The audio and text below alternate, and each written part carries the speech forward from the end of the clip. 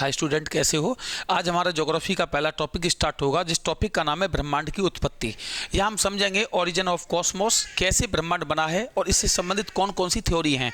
तो ब्रह्मांड की उत्पत्ति से संबंधित सबसे पहले मैं बात करना चाहूँगा कि सबसे पहले थ्योरी देने वाला व्यक्ति जो था वो मिस्र यूनानी परंपरा के खगोल शास्त्री जिनका नाम है टोलेमी। टोलेमी ने 140 ईस्वी में सबसे पहले इस बात को दिया था कि पूरे ब्रह्मांड जो है उसके केंद्र में पृथ्वी है, अर्थ है, और पृथ्वी के चारों ओर सूर्य और सूर्य जैसे अन्य ग्रह लगातार परिक्रमा करते हैं। टोलेमी के सिद्धांत को जियोसेंट्रिक थ्योरी कहा जाता है।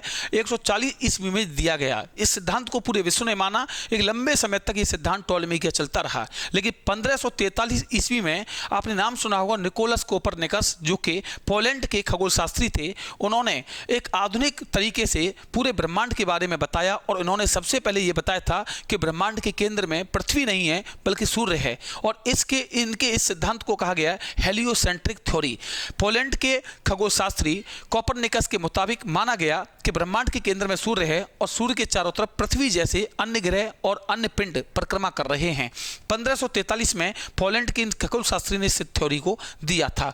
याद रखिएगा, कोपरनिकस को आधुनिक खगोल का या आधुनिक खगोल विज्ञान का जनक कहा जाता है, क्योंकि इन्होंने आधुनिक तरीके से इसके बारे में बताया था।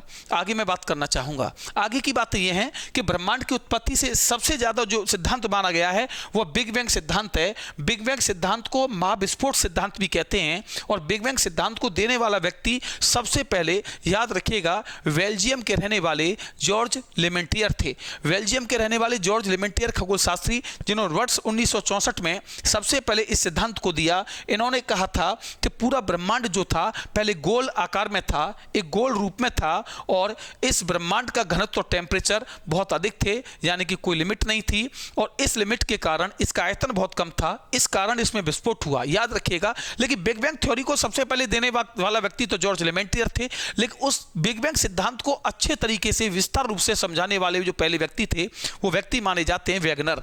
वेगनर साहब ने 1967 में इस बात को क्लियरली बताया था कि जॉर्ज लेमेंटियर जो इस बात को कह रहे हैं पूरा ब्रह्मांड एक गोल आकार में था, एक सिंगुलरिटी रूप में था। याद रखिएगा, पूरे ब्रह्मांड के उस गोल आकार को ज्योग्राफी में सिंगुलरिटी कहा गया है, और इस ब्रह्मांड का जो पूरा घनत्व और टेम्परेचर था वो अनंत था, और इस ब्रह्मांड का जो आयतन था वो बहुत सूक्ष्म था, और इसमें जो विस्फोट हुआ था उसी विस्फोट को बिग बैंग सिद्धांत कहा जाता है। और वेगनर साहब ने 1967 में बताया कि ये विस्फोट जो ब्रह्मांड में हुआ था वो आज से 13.7 अरब वर्ष पहले ये विस्फोट हुआ था। इस विस्फोट के पश्चात इस ब्रह्मांड से बहुत सारी गैसें निकली, बहुत सारे पिंड निकले, बहुत सारे पदार्थ निकले। उन्हीं गैसों से तारे, उन्हीं पिंडों से ग्रह, उन्हीं पिंडों से उपग्रह, अन्य सभी आकाशीय पिंडों का निर्माण हुआ। याद रखिएगा, आगे बढ़ते हैं।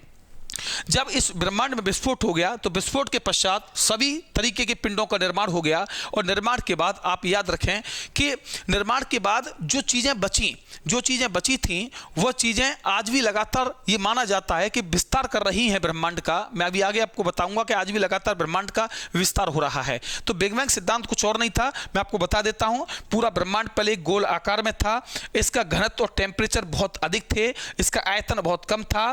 फिजिक्स के मुताबिक ऐसा माना जाता है कि जिसका पिंड का घनत्व और टेम्परेचर अनंत हो, जिसका आयतन बहुत कम हो, उसमें नाभिकीय विखंडन की क्रिया हो सकती है। इस क्रिया के द्वारा इसमें विस्फोट हुआ।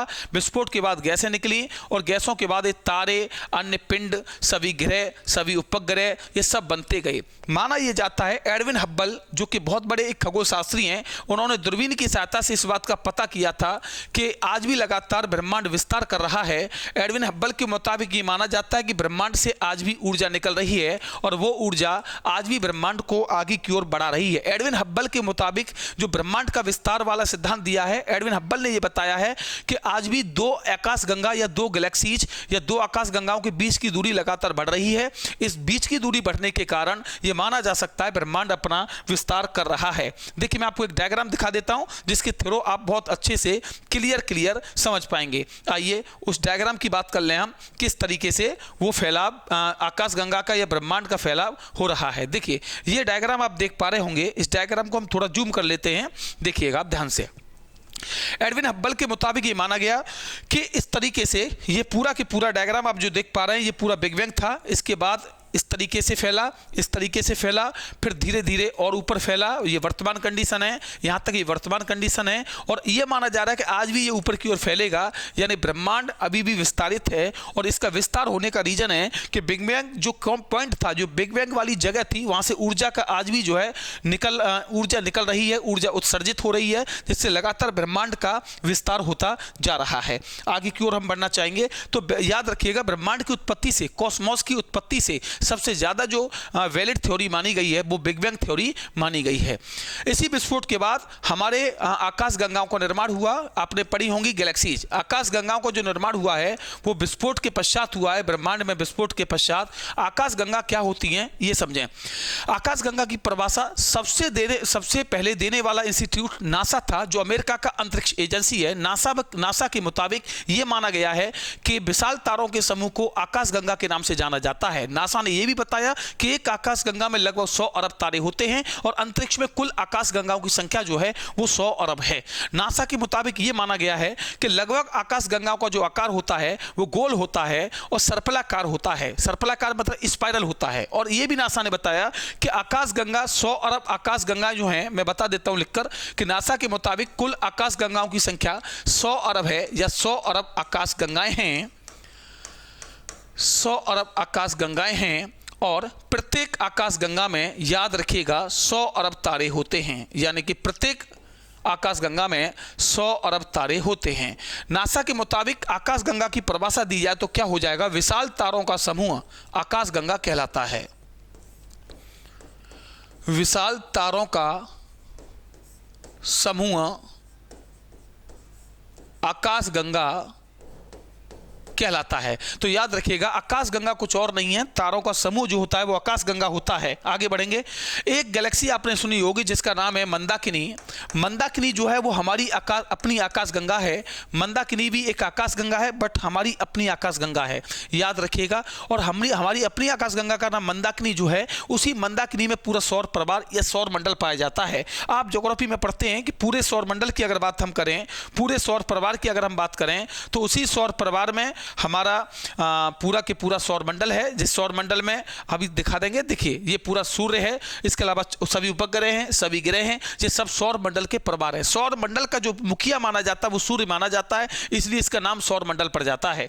आगे समझेंगे। अगर हम अपनी गैलेक्सी को अच्छे से समझना चाहें, एक डायग्राम के आधार पर समझना चाहें तो देखिएगा हमारी गैलेक्सी जो है वो 3 गुणनशील भुजाओं में बटी हुई है। हमारी गैलेक्सी या हमारी आकाश गंगा 3 गुणनशील भुजाओं में बटी हुई है। इसके केंद्र वाली भुजा को पहली भुजा माना जाता है, इसके अंतिम वाली भुजा को तीसरी भुजा माना जाता है। याद रखिएगा हमारी मंदाकिनी की जो तीनों भुजा हैं ये सर्पलाकार हैं, ये स्पाइरल हैं, घूमती हुई सर्पलाकार हैं, स्पाइरल हैं। इसलिए कभी भी आपसे एग्जाम में पूछ लिया जाए कि मंदाकिनी का आकार कैसा है तो आप बड़े प्यार से बता सकते हैं कि मंदाकिनी का आकार जो माना जाता है वो सर्पलाकार माना जाता है।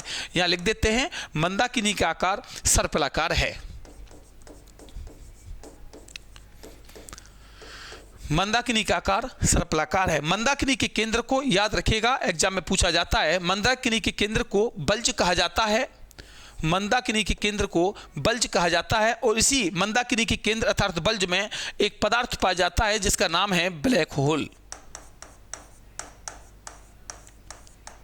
इसी मंदाकिनी के केंद्र में एक पदार्थ पाया जाता है ब्लैक होल। ब्लैक होल की खोज वर्ष 1932 में भारतीय खगोल शास्त्री एस चंद्रशेखर ने की थी। लेकिन याद रखिएगा एस चंद्रशेखर का जन्म भारत में हुआ था लेकिन उन्होंने अमेरिका की सिटीजनशिप ग्रहण कर ली, इसलिए ये नासा के लिए काम करने लगे और एस चंद्रशेखर ने नासा की तरफ से ब्लैक होल की खोज की थी। वर्ष 1932 में इन्होंने ब्लैक होल की खोज की और इसी खोज के लिए इन्हें वर्ष 1983 में नोबेल पुरस्कार, जो कि विश्व का सबसे बड़ा पुरस्कार है, उसकी तरफ से नवाजा गया था। ब्लैक होल क्या है? ब्लैक होल हमारी गैलेक्सी मंदाकिनी का एक वो पिंड है जो सर्वाधिक तीव्र, प्रबल, शक्तिमान, पावरफुल वाला ग्रेविटी फोर्स वाला एक पिंड है जो कि पूरी गैलेक्सी को, पूरी मंदाकिनी के सभी पिंडों को अपनी ओर आकर्षित किए हुए है, अपनी ओर अट्रैक्ट किए हुए है और इसी से पूरी मंदाकिनी के सभी पिंड बंधे हुए हैं। ये आपको याद रखना पड़ेगा। ब्लैक होल मंदाकिनी के केंद्र में पाया जाता है। मंदाकिनी के केंद्र को बल्ज कहते हैं। ब्लैक होल की खोज एस चंद्रशेखर ने की थी और एस चंद्रशेखर ने वर्ष 1932 में इसको खोजा था। एक और चीज आपको बता दिया जाए कि अगर हम सूर्य की बात करें तो सूर्य जो है वो मंदाकिनी की दूसरी भुजा में है। एक सेकंड, सूर्य जो है वो मंदाकिनी की दूसरी भुजा में है। सूर्य यहाँ है, याद रखिएगा, सूर्य यहाँ है, सूर्य जो है मंदाकिनी की दूसरी भुजा में है और मंदाकिनी के केंद्र से लेके और अंतिम भुजा तक की दूरी जो मानी जाती है स्टूडेंट्स, वो मानी जाती है 80,000 प्रकाश वर्ष, 80,000 लाइट ईयर। एक प्रकाश वर्ष का मतलब होता है कि एक साल में सूर्य का प्रकाश जितनी डिस्टेंस, जितनी दूरी तय करता है उसे एक प्रकाश वर्ष कहते हैं। इसलिए प्रकाश वर्ष दूरी का मापक है। जैसे दूरी का मापक पारसेक होता है, ऐसे ही प्रकाश वर्ष होता है। एक साल में सूर्य का प्रकाश जितनी दूरी तय करता है उसे एक प्रकाश वर्ष कहा जाता है। यानी केंद्र से लेकर अंतिम भुजा तक की दूरी 80,000 प्रकाश वर्ष है। और सूर्य की अगर बात करें तो सूर्य यहाँ है बीच वाली भुजा में, तो सूर्य से लेकर मंदाकिनी के केंद्र तक के बीच की दूरी 32,000 प्रकाश वर्ष बची है, यानी कि 32,000 प्रकाश वर्ष बची है। आप कहेंगे कि सूर्य सर यहाँ कैसे आया? देखिए, किसी भी तारे का जो जन्म होता है वो मंदाकिनी की तीसरी भुजा में होता है। ये आपको मैं अगले वाले टॉपिक में बताऊंगा कि तारे का जन्म, तारे की स्टेज, तारे की अवस्थाएं, वो सब अगली वाली क्लास में बताया जाएगा कि तारे का जन्म जो होता है वो तीसरी भुजा में, यानी कि मंदाकिनी के बाहर होता है। और जैसे तारा अपनी आगे की अवस्था में चलता है, अपनी उम्र की ओर बढ़ता है, तो यहां से इधर केंद्र की ओर, मंदाकिनी की केंद्र की ओर बढ़ता जाता है। और ऐसा माना जाता है कि जैसे वो मंदाकिनी के केंद्र बल्ज ब्लैक होल में समा जाता है, तारे की डेथ हो जाती है। सूर्य एक मध्यम आयु का तारा है, आप देख सकते हैं दूसरी भुजा में है। सूर्य की टोटल आयु 10 अरब वर्ष है, लेकिन वर्तमान में सूर्य 5 अरब वर्ष लगभग अपना जीवन जी चुका है और 5 अरब वर्ष अपना जीवन उसका बाकी है। तो सूर्य बीच में मौजूद है जो मंदाकिनी की दूसरी भुजा में है। एक चीज और बता दिया जाए, सूर्य मंदाकिनी के केंद्र बल्ज की लगातार परिक्रमा कर रहा है। सूर्य मंदाकिनी के केंद्र की एक परिक्रमा करने में लगभग 25 करोड़ वर्ष का समय लेता है, जिसे ज्योग्राफी में एक कॉस्मिक ईयर या एक ब्रह्मांड वर्ष के नाम से जाना जाता है। सूर्य के नजदीक एक तारा है, सूर्य के नजदीक जो तारा माना जाता है वो याद रखिएगा प्रोक्सिमा सेंटोरी माना जाता है। प्रोक्सिमा सेंटोरी माना जाता है। ये एग्जाम में कई बार पूछा गया है कि सूर्य के नजदीक तारा कौन सा है, तो आप बता सकते हैं प्रोक्सिमा सेंटोरी तारा है। और प्रोक्सिमा सेंटोरी तारा जो है वो सूर्य के नजदीक सबसे तारा माना गया है। पृथ्वी के नजदीक सूर्य तारा माना गया है, जबकि सूर्य के नजदीक प्रोक्सिमा सेंटोरी तारा माना गया है। हमारी गैलेक्सी मंदाकिनी की टोटल आयु जो है, कुल आयु या टोटल एज, वो 12 अरब वर्ष है और वर्तमान में लगभग 5 अरब वर्ष हो चुकी है। तो अभी हमारी मंदाकिनी की एज भी बहुत ज्यादा बाकी है, 7 अरब वर्ष लगभग शेष है। हमारी मंदाकिनी के नजदीक, यानी हमारी गैलेक्सी मंदाकिनी के नजदीक दूसरी गैलेक्सी जो मानी जाती है वो एंड्रोमेडा है। याद रखिएगा, वो एंड्रोमेडा है, एंड्रोमेडा। और एंड्रोमेडा जो गैलेक्सी है वो हमारी मंदाकिनी के नजदीक कोई भी अंतरिक्ष में पहली गैलेक्सी है। और एंड्रोमेडा हमारी मंदाकिनी से लगभग 2.2 मिलियन प्रकाश वर्ष की दूरी पर अवस्थित है। एंड्रोमेडा गैलेक्सी का जो भाग हमारी मंदाकिनी से दिखाई पड़ता है उसे देवयानी कहते हैं, और मंदाकिनी का जो भाग, हमारी अपनी मंदाकिनी का जो भाग हमें दिखाई पड़ता है उसे मिल्की वे कहते हैं। इन चीजों को मैं आगे आपको एकदम क्लियर कर दूंगा। आगे बढ़ते हैं। हमारी सूर्य जो है उसके नजदीक प्रोक्सिमा सेंटोरी तारा है। एक और चीज बता दे जाए कि हमारी जो मंदाकिनी है, इस मंदाकिनी में रात के वक्त जो सर्वाधिक चमकीला तारों का समूह होता है उसे हम कहते हैं, आपने सुना होगा, बहुत फेमस है, और उसका नाम है डॉग स्टार या साइरस। डॉग स्टार या साइरस एक ऐसा तारों का या एक ऐसा तारा है जो सूर्य से लगभग 9 गुना बड़ा है और 20 गुना अधिक एनर्जी प्रदान करता है। इसलिए हमारी मंदाकिनी का सबसे रात के वक्त सबसे चमकीला दिखाई देने वाला जो तारा होता है वह माना जाता है डॉग स्टार या साइरस। जबकि हमारी मंदाकिनी में एक ओरियन नेबुला पाया जाता है। ओरियन नेबुला एक ऐसा तारों का समूह है जो रात के वक्त सबसे ज्यादा चमकीला जो मंदाकिनी में दिखाई देने वाला या शीतल तारों का समूह माना जाता है। शीतल तारों का समूह जो होता है उसे हम कहते हैं ओरियन नेबुला। जबकि रात के वक्त ज्यादा चमकीला जो तारों का समूह है उसका नाम है क्या? डॉग स्टार या साइरस। आपको एक बात बता दी जाए कि पूरे मंदाकिनी को सबसे पहले दूरबीन की सहायता से जो देखने वाला व्यक्ति था सबसे पहले वो वर्ष 1609 में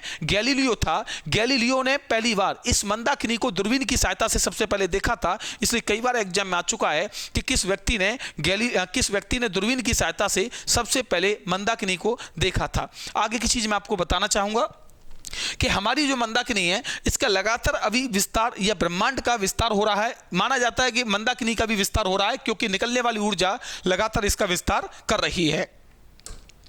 आगे बढ़ेंगे। आगे समझे। सूर्य मंदाकिनी के केंद्र की परिक्रमा करता है। सूर्य जो है वो याद रखिएगा ब्लैक होल के अट्रैक्शन फोर्स के कारण बना हुआ है, जबकि पृथ्वी जैसे अन्य ग्रह भी वो सूर्य के ग्रेविटी फोर्स या उसके अट्रैक्शन फोर्स के कारण बंधे हुए हैं। यानी कि सूर्य सभी ग्रहों को आप ऐसे समझ सकते हैं, जैसे अगर एक हम डायग्राम को लें, डायग्राम के थ्रू चीज़ों को समझना चाहें तो आप देखिए बहुत अच्छे से समझ पाएंगे। ये मैं डायग्राम आपको दिखाता हूं। जैसे आप सपोज करिए ये हमारा सूर्य है, इस तरीके से सूर्य है, और इस अगर हम सूर्य की बात करें तो सूर्य के देखिए सूर्य ये हमने अपनी गैलेक्सी ली, ये अपनी गैलेक्सी मंदाकिनी ली। हमने अभी बताया कि मंदाकिनी की दूसरी भुजा में क्या है भाई, सूर्य है। अब मंदाकिनी की दूसरी भुजा में अगर सूर्य है तो सूर्य जो है इस यहाँ ब्लैक होल था या बल्ज के केंद्र में ब्लैक होल, तो ब्लैक होल सूर्य को अपनी ओर खींचे हुए है, ब्लैक होल सूर्य को अपनी ओर खींचे हुए है। इधर जो सभी प्लेनेट हैं, सभी ग्रह हैं, वो सूर्य के चारों तरफ परिक्रमा लगाते हैं अपनी अपनी ऑर्बिट में। ये अगली क्लास में क्लियर करूंगा।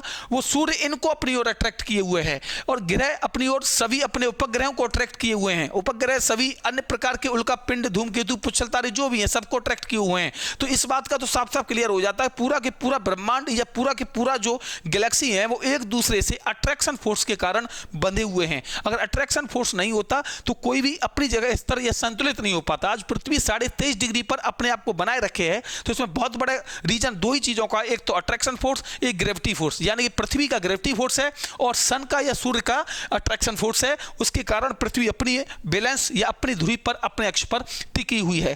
अब इसके बाद मैं अगली बात करना चाहूंगा आपके सामने ध्रुव तारा, पोल स्टार। आपने सुना होगा जिसे हम ध्रुव तारा कहते हैं या पोल स्टार कहते हैं। ध्रुव तारा क्या होता है इसे आप समझिए। देखिए ध्रुव तारे का मतलब सीधा सीधा मतलब होता है ऐसा तारा जो पोल पर दिखाई पड़ता है या ध्रुव पर दिखाई पड़ता है, उसे हम ध्रुव तारा कहते हैं। ध्रुव तारे का एक हम अगर डायग्राम बनाना चाहें तो उस डायग्राम की सहायता से आप बहुत अच्छे से समझ सकते हैं। देखिए सपोज करो ये मैंने अर्थ का डायग्राम बनाया, ये पृथ्वी का डायग्राम बनाया। आप अच्छे से जानते हैं पृथ्वी के बीचों बीच होकर एक भूमध्य रेखा यानी 0 डिग्री पर है, एक 23.5 डिग्री रेखा कर्क रेखा है, 23.5 नीचे मकर रेखा है, और ऊपर का ये वाला जो पूरा एरिया है ये 66.5 डिग्री, ये पोल हैं, ये हमारे पोल हैं। इसे बोलते हैं आर्कटिक वृत्त, इसे बोलते हैं अंटार्कटिक वृत्त। ये 66.5 डिग्री से लेकर 66.5 डिग्री से लेकर 90 डिग्री तक फैला है। नीचे भी 66.5 डिग्री से लेकर 90 डिग्री तक फैला है।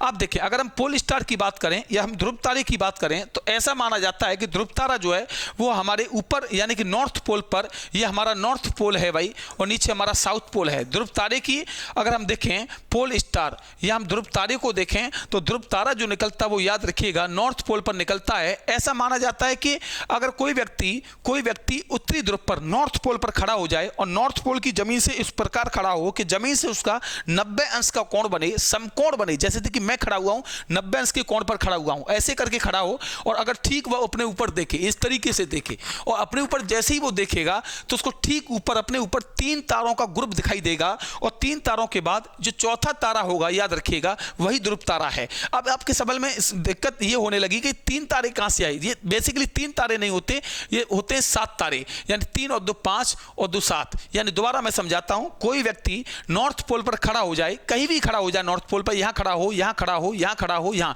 लेकिन इस प्रकार से खड़ा हो कि उसका जो एंगल है जमीन से वो 90 डिग्री का बने, और इसके बाद अगर वो सीधी एक रेखा खींचे तो अपने ऊपर, तो वो 3 तारों को काटती हुई जाएगी, और जिस चौथे तारे पर रुकेगी उसी तारे को हम पोल स्टार या ध्रुव तारे के नाम से जानते हैं। अब एक सवाल आपकी दिक्कत ये करने लगा कि ये 7 तारे जो हैं, यानी 3 ये 2 ये 2 ये 7 तारे क्या हैं। तो मैं अगली क्लासों में आपको तारामंडल पढ़ाऊंगा, स्टार्स ग्रुप पढ़ाऊंगा। वो तारामंडल जो होता है उसी तारामंडल की ग्रुप, तारामंडल जो होता है उसी तारामंडल को मैं अगली क्लास में ये क्लियर करूंगा कि तारे जो होते हैं उन तारों के समूह को तारामंडल कहा जाता है। कुल तारामंडल की संख्या लगभग 89 है, जिसमें सबसे बड़ा तारामंडल सेंटारस माना जाता है, जिसमें कुल तारों की संख्या 94 है। उन्हीं में से एक तारामंडल है सप्तऋषि। स्टूडेंट्स, उसी में से एक तारामंडल है सप्तऋषि। सप्तऋषि तारामंडल जो है उसमें 7 तारे हैं, और ये 7 तारे जो हैं, इसी 7 तारों की हम ये बात कर रहे थे, ये 2 और 3 5 और 2 7। तो याद रखिएगा एग्जाम में कभी कभी ये भी आता है कि ध्रुव तारे की पहचान कौन से तारामंडल के तारे कराते हैं, तो आप बताएंगे सप्तऋषि तारामंडल के तारे। सप्तऋषि तारामंडल में कितने तारे हैं? 7 तारे हैं। अब यहां तक की चीजें बिल्कुल आपकी क्लियर होंगी, उम्मीद है कोई दिक्कत हो तो इसमें बताइएगा। तो अगली क्लास हमारी कब होंगी अब आगे बताएंगे हम। लाइव क्लास की बच्चे बात कर रहे थे, लाइव क्लास की भी हम बहुत जल्दी बात करेंगे। अभी थोड़ा सा क्या है कि यूट्यूब के कुछ कंडीशंस के अनुसार हम लाइव क्लास अभी ले नहीं सकते, उसका रीज़न बहुत सारे हैं। तो देखते हैं 1-2 दिन में शायद वो कंडीशन पूरी हो जाए, और जैसे वो कंडीशन पूरी हो जाएंगी आपके सामने हम लाइव क्लास को देंगे। तो आपको यहाँ तक समझ में आया होगा, कमेंट करके बताएंगे। ज़्यादा से ज़्यादा वीडियो को सब्सक्राइब करें, चैनल को सब्सक्राइब करें, वीडियो को शेयर करें, बच्चों को जोड़ें, सब तरीके से आगे बढ़ेंगे भाई। जय हिंद।